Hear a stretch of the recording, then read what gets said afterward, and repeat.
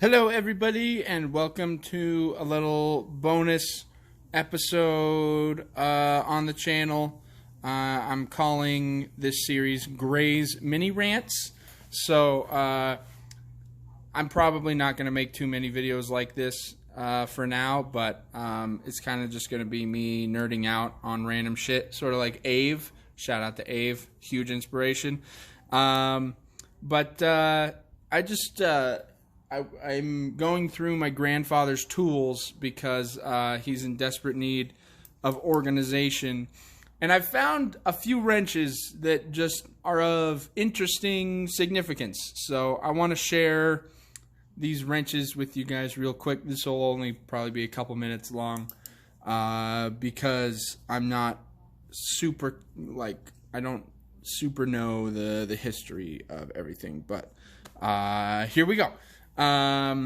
So the first wrenches I want to talk about are all of these, because these are all wrenches that were forged in Western Germany. So these three are unbranded, and I don't really know the significance of them, but I did look them up on eBay, and a set of 5 of these goes for about $40. So they're like somewhat valuable, which is kind of cool. This is obviously when Germany was divided by the Berlin Wall, so it's just cool to see, pieces. It's cool to see tools that say, Western Germany on them. It's just such a crazy, throwback and blast from the past.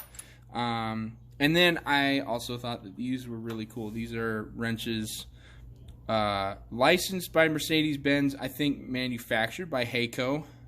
Again, made in Western Germany. So these again are, I don't know if they're worth anything or not, but they're just they're really cool wrenches. And then this wrench was made by Matador, and I have a feeling this was made in a different time period because it's, as you can see, it's a completely different forge. It's a similar mold, but the grain count is a lot bigger, so the grains are bigger on this wrench, whereas with this one they're smaller. So I don't know, these could have been made in the same factory, but these are made by Matador, not Heiko. I'm not a wrench expert, so I couldn't really tell you. But yeah, some cool shit. This is a Suzuki licensed wrench made in Japan.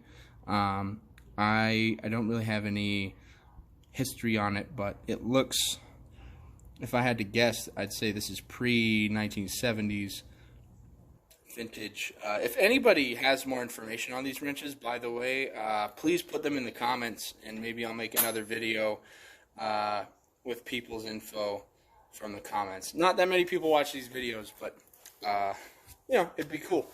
Now, this is something I've never seen before. These are wrenches made by Yamaha, which is just fascinating to me. So these would have been forged in Japan as well. There's no other information on them. They're just the metric size and Yamaha is stamped on them. There's no other details. That would make me guess that these were maybe made during World War II era. That's just a guess because they're simple, they're durable, and clearly they've lasted time. So these could easily be from a different time period, but that's where my hunch would go, just because of the blatant simplicity of them. They could also be post-war, which would also make sense for the simplicity, cheap to manufacture, less cost to build, make them. They also don't say that they were forged, so they might not be forged. Although by the looks of them, I don't know. It's hard to tell. It really is hard to tell. They are pretty grainy, but most wrenches are. Moving swimmingly along, this is a old Toyota motor wrench. Again, made in Japan. I'm not an alloy expert, So I couldn't tell you if this is what era this wrench is from at all. But again, a cool derelict of times past. I've never seen a Toyota wrench before. This is something fascinating to me. This is a Sears wrench forged in Japan. Forged BF Japan. I don't know what BF stands for. But this would make me believe that this is a licensed Sears wrench that was not made by Craftsman. So this was either made before Sears acquired Craftsman, or I don't know. But it's clearly a unique wrench, because for as long as anybody's ever known, Sears has sold Craftsman tools. So this is a Sears licensed wrench forged in Japan, which I think is fascinating. It might not be worth a shit. It's a cool thing. The next wrench that I have is a Mac Tools 14mm wrench made in Ohio. And I'm sure these markings mean something to somebody, but this is the first Mac Tools wrench I've ever held in my life, which makes it pretty cool. And it's clearly old. If I had to guess, I'd say this is like 80s vintage, or around that time period. But it's got the traditional Mac logo, and it's this is a substantial wrench. Like, holding this compared to the other ones so far, this one's a lot denser, and you can tell that this was definitely meant for a guy that wrenches every day. And speaking of American tool manufacturers, we have an old SnapOn Imperial wrench. This is, again, a very dense tool.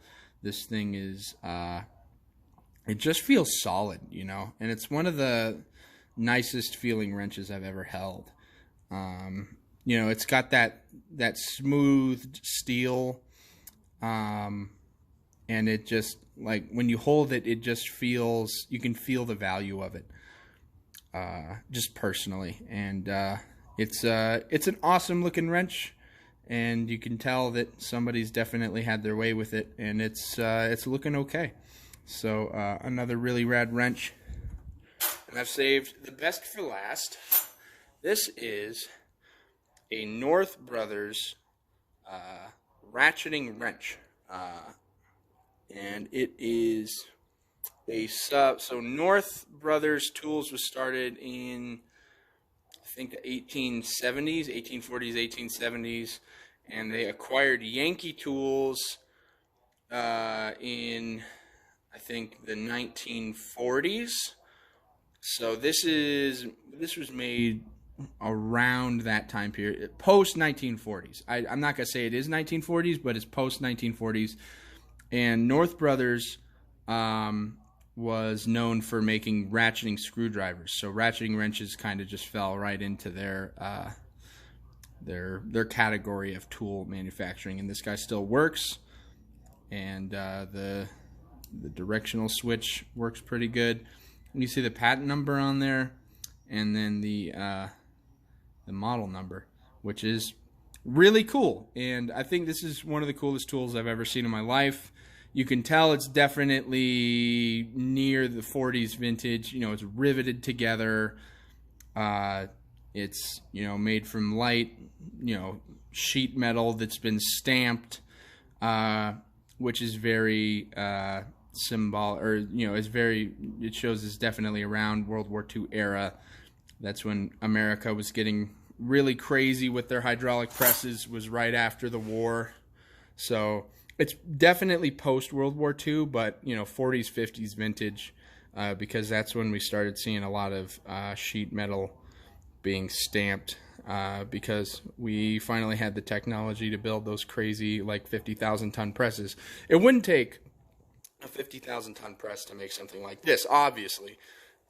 But you know, that's when we really started to see heavy duty pressing for large scale manufacturing.